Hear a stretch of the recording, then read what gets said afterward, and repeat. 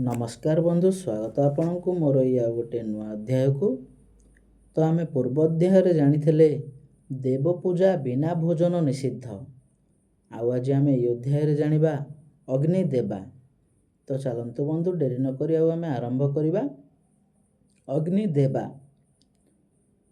पाक अन्न प्रस्तुत समय रे जेउ लोक शूद्र को अग्निदान करे सेही पाकान्न शूद्रान्न हुए।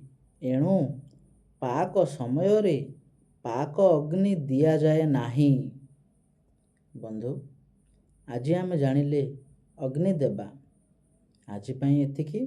आमे आगामी अध्याय रे जानिबा भोजन रे सुख। तो सेही पर्यंत आपण समस्तंकु रहुछि बंधु, नमस्कार।